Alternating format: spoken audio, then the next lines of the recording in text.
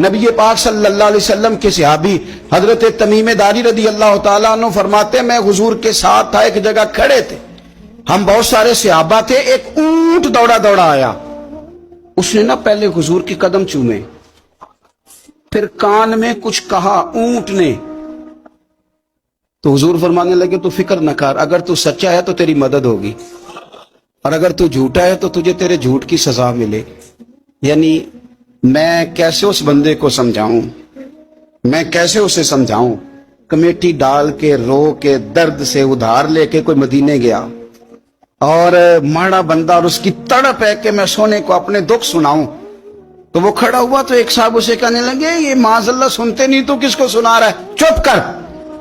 Control کر اپنی زبان کو، اگر دین نہیں آتا تو نبی پاک سے محبت کرنے والوں کے دل نہ توڑ۔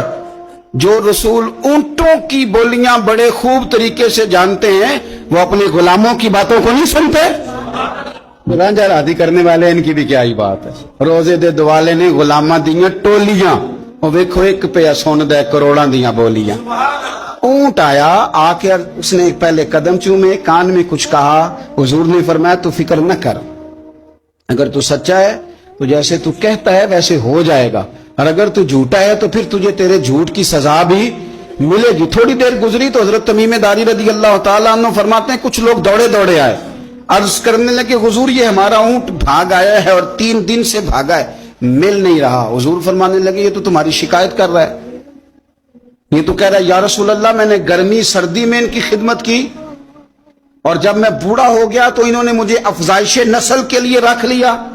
میری نسل سے ان کے کتنے اونٹ پیدا ہوئے، اب میں بوڑھا ہو گیا ہوں تو مجھے کاٹ کے ذبح کر کے کھانا چاہتے ہیں۔ اس نے کان میں کہا، حضور نے ترجمہ کہہ کے بتایا، کریم رسول فرمانے لگے بولو تم کیا کہتے ہو؟ کہنے لگے سونیا جی جس نے جو آپ کو بتایا نا بالکل ہی سچ بتایا ہے۔ ابو داؤد شریف کی حدیث عرض کر رہا ہوں، حضور بالکل ایسے ہی ہے، گرمی سردی میں اس نے کام کیا، پھر ہم نے اس سے بڑے افزائش نسل کا کام لیا، حضور ذبح کرنا چاہتے ہیں۔ تو نبی پاک فرمانے لگے اتنی جو خدمت کرے اس کا صلہ پھر چھری ہے کہ تم اچھا صلہ دے رہے ہو؟ کہنے لگے حضور ہم کچھ نہیں کہتے، ذبح بھی نہیں کرتے، آپ اس کو دے دیں۔ حضور فرمانے لگے اب نہیں میں تم پہ اعتماد کرتا، اس طرح کرو میرے ہاتھ بیچ دو۔ 100 دینار کا میرے نبی پاک نے اونٹ خرید لیا۔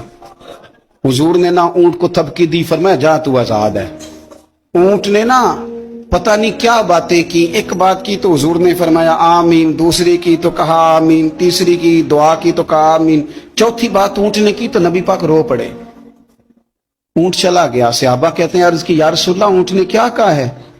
تو حضور فرمانے لگے اس نے پہلی دفعہ یہ کہا ہے کہ یا رسول اللہ اللہ آپ کو میری طرف سے، اسلام کی طرف کے اور قرآن کی طرف سے بہترین صلہ عطا کرے۔ تو میں نے کہا آمین، اور پھر اس نے کہا دوسری دعا دی، اے اللہ کے پیارے رسول صلی اللہ علیہ وسلم جس طرح آپ نے آج میرا خوف دور کیا ہے، میں دعا کرتا ہوں اللہ آپ کی امت سے قیامت کا خوف دور کرے۔ اور میں نے کہا آمین، تو نبی پاک صلی اللہ تعالی علیہ وآلہ وسلم فرماتے ہیں پھر اس نے تیسری دعا کی، عرض کی یا رسول اللہ صلی اللہ